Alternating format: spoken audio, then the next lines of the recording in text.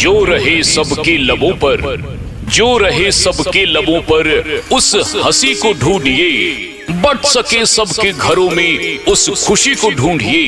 हर दिशा में आजकल बारूद की दुर्गंध है, जो यहाँ खुशबू लुटाए उस कली को ढूंढिए। काम मुश्किल है बहुत पर कह रहा हूँ आपसे, हो सके तो मिलजुल कर उस इंसान को ढूंढिए। मतदाता साथियों, इस पंचायती चुनाव में उस इंसान को ढूंढना है जो आपके अपने ग्राम पंचायत राज बेरुआ क्षेत्र संख्या 20 का सर्वांगीण विकास करवा सके। तो आइए मतदाता साथियों, आपके अपने ग्राम पंचायत राज बेरुआ क्षेत्र संख्या 20 से ऐसे ही कर्मठ योद्धा आपके बीच मुखिया पद की उम्मीदवारी लेकर आए भाई चंदन कुमार, और चुनाव निशान लेकर आए कलम दवात छाप। मतदाता साथियों, ईवीएम मशीन के क्रम संख्या 3 पर है चुनाव निशान कलम दवात छाप। भली भांति आप जानते और पहचानते हैं ठाकुर साहब को, उन्हीं के पुत्र हैं चंदन कुमार, और चुनाव निशान लेकर आए कलम दवात छाप। एक नया समाज बनाना है, एक नया समाज बनाना है, पर मत भूलिए मतदाता साथियों, सबसे पहले ये कर्तव्य आपको निभाना है। जी हाँ मतदाता साथियों, तो याद रखेंगे यही चुनाव निशान कलम दवात छाप जो मत पत्र के क्रम संख्या 3 पर अंकित है। तो चलिए मतदाता साथियों, भाई चंदन कुमार के साथ जो आपके अपने क्षेत्र में विकास, उन्नति और प्रगति को लेकर आएगा। जी हाँ मतदाता साथियों, विकास, उन्नति और प्रगति लेकर आएगा ये चुनाव निशान कलम दवात। ये कलम दवात जिससे इतिहास लिखे जाते हैं, ये कलम दवात जिससे रामायण लिखे गए, कुरान आदि ग्रंथ लिखे गए। ये कलम और दवात जो ज्ञान और शिक्षा का प्रतीक युगों युगों से है, इस बार अपने ग्राम पंचायत बेरुआ में नई इतिहास को लिखने आया। मतदाता साथियों, समय बदला, व्यवस्था बदली, अब पंचायत की बारी है और अपने ग्राम पंचायत राज बेरुआ में मुखिया पद के लिए चंदन कुमार की पूरी तैयारी है। जी हाँ मतदाता साथियों, याद रखेंगे यही कलम दवात छाप जब आपके एक एक बुद्धिजीवी मतदाताओं की, एक एक माताओं बहनों की, एक एक मजदूर किसान भाइयों की वोट रूपी आशीर्वाद पड़ेंगे। जब आपके हाथ कलम दवात पे पड़ेंगे तो स्वतः आपके क्षेत्र में विकास की आंधी आएगी। तो चल पड़िए भाई चंदन कुमार के साथ, भाई चंदन कुमार के साथ कदम से कदम मिलाते हैं और इन्हें मुखिया पद पर आसीन करवाते हुए इन्हें प्रबल बहुमत से विजयी बनाते हैं। जी हाँ, विजयी बनाना है चंदन कुमार को, और चंदन कुमार के चुनाव निशान कलम दवात छाप पर ही बटन दबाना है। क्योंकि भाई चंदन कुमार कहते हैं कि मैं कोई नेता नहीं, मैं कोई बिचौलिया नहीं, मैं तो आप ही की तरह आम इंसान हूं और अपने ग्राम पंचायत बेरुआ में आप ही की तरह समस्याओं से जूझता आ रहा हूं। अपने क्षेत्र को बेहतर बनाने के लिए आप मतदाताओं का साथ चाहता हूं, आशीर्वाद चाहता हूं। तो मतदाता साथियों, आशीर्वाद दीजिए चंदन कुमार को, अपने ग्राम पंचायत बेरुआ में परिवर्तन लाइए और ऐसे ही स्वच्छ छवि के प्रत्याशी चंदन कुमार का साथ दीजिए। याद रखना है चुनाव निशान कलम दवात छाप जो ईवीएम मशीन के क्रम संख्या 3 पर है। तो अपना एक एक बेशकीमती वोट प्रदान कीजिए बटन दबाकर कलम दवात छाप पर, और चंदन कुमार को प्रबलतम बहुमत से विजय बनाइए। जनता के लिए बनारा, मिली-जुली के करी हो सहारा। जनता के लिए बनारा, मिली-जुली के करी हो सहारा। कठिन समैया आइल, झांसा में केहू के नहीं हो। ए चाचा, अब की बार किसी के झांसा में नहीं आना है और कलम दवात पर मोहर लगाकर चंदन भैया को मुखिया बनाना है। अच्छा ठीक है बाबू।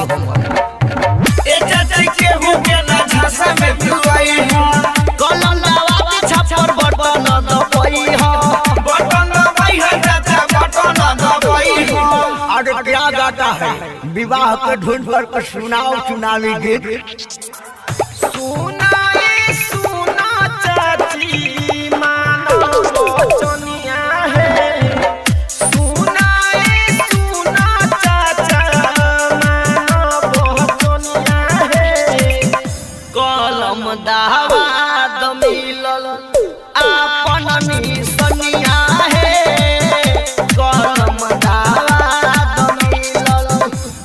का हो भैया गोल लगतानी।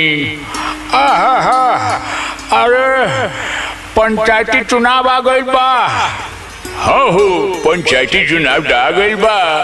हो भैया इ पंचायती चुनाव में हमर ग्राम पंचायत बेरुआ में मुखिया के चुने के बा। हाँ मुखिया के तो चुने के बा। तो सुनो न भैया, हमनी के अपन ग्राम पंचायत राज बेरुआ क्षेत्र संख्या 20 में एक गो ऐसा कर्मठ सुयोग्य समाज सेवी प्रत्याशी बारे। हो भैया ये कौन प्रत्याशी बारे? चंदन कुमार। गोर लागी काका सबके मीटिंग हो रहा बा। अरे बउओ हमनी बुढ़ऊ सबके मीटिंग हो रहल बा। त का फैसला भइल? ये फैसला भइल कि भैया चंदन कुमार के ही जितावे के बा। का प्रणाम काका। खुश रह। अरे महिला सबके का फैसला भइल? केकरा जितावे के बा? हाँ चाचा, हमनी महिला सबके ये फैसला बा कि भाई चंदन कुमार के ही मुखिया बनावे के बा। इनकर चुनाव निशान कलम दबात छाप पर ही बटन दबावे के बा। वाह वाह वाह, कलम दबात जो ज्ञान और शिक्षा के प्रतीक बा का? हाँ चाचा। हाँ काका, ज्ञान और शिक्षा के प्रतीक बा। आइए कलम दबात से हमनी के अपन ग्राम पंचायत बेरुआ के इतिहास लिखे के बा। वाह। आइए काका, ठाकुर साह जे बारे ने उनकरे न बेटा बारे चंदन कुमार। वाह वाह वाह, ठाकुर साह के बेटा बारे चंदन कुमार। वाह, तब तो सब केहू के मिलजुल के इनकरे के वोट देवल जाई आ कलम दबात छाप पर बटन दबावे के बा। आए काका, ईवीएम मशीन जे होखेला ओकर तेसरका नंबर पर बटन दबावे के बा। चाची केहू के अइहा बात में बैठल विरोधी बाटे हमनी के घाट में। चाची केहू के अइहा बात में बैठल विरोधी बाटे हमनी के घाट में। घरे घरे चर्चा चलई कलम दावत छप्पर बटन दबई चंदन भैया के जितई 3 नंबर पर बटन दबई इन्हीं के मुखिया बनई।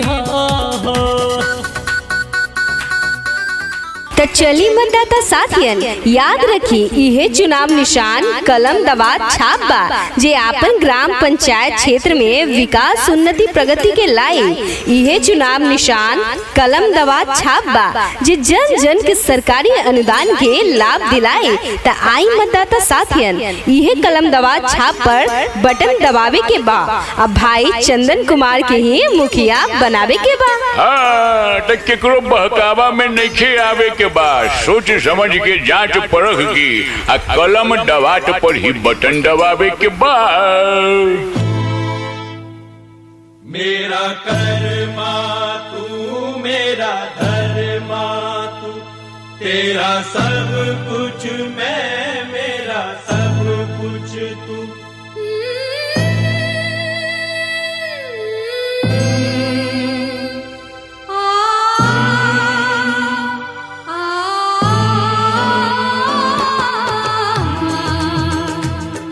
है कौन भला है कौन बुरा, सच्चाई से है कौन जुरा।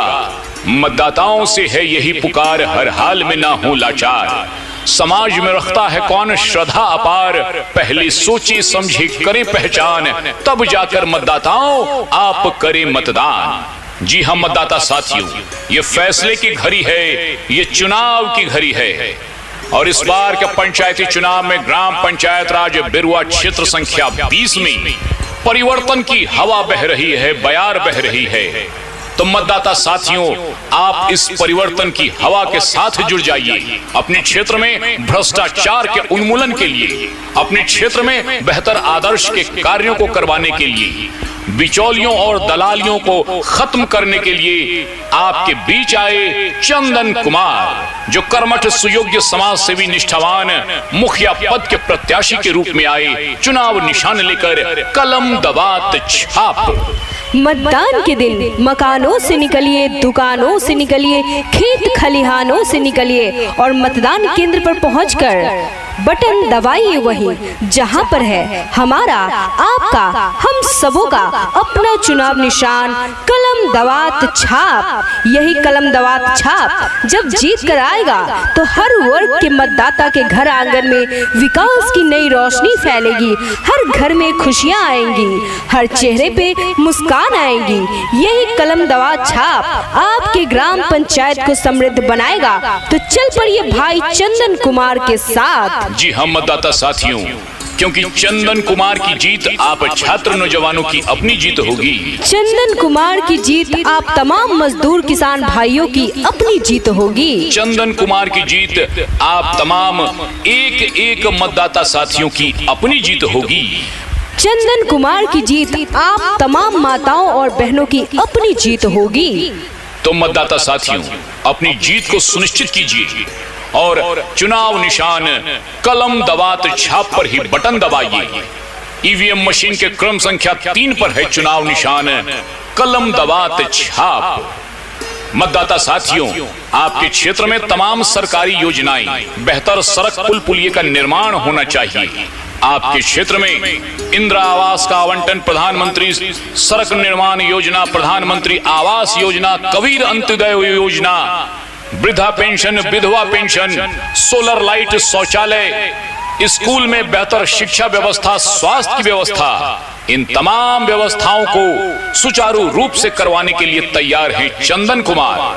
तो क्यों न हम और आप मिलकर चुनाव निशान कलम दवात छाप पर ही बटन दबाएं और चंदन कुमार को अपार बहुमत से विजय बनाएं।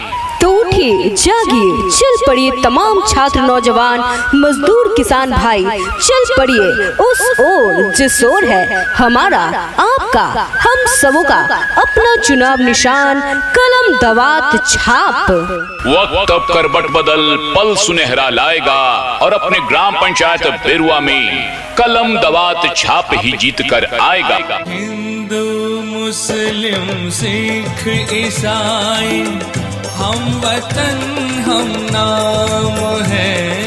हिंदू मुस्लिम सिख ईसाई हम वतन हम नाम है।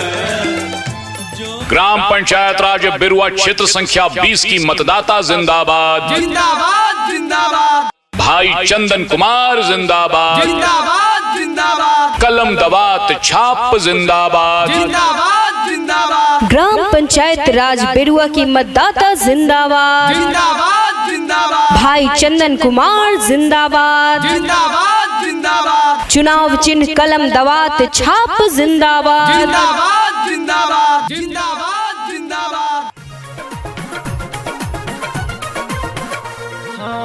मांगले आशीष चाची छूके चारनिया, छूके चारनिया, छूके चारनिया। मांगले आशीष चाची छूके चारनिया, दे दी है अपने आशीर्वाद।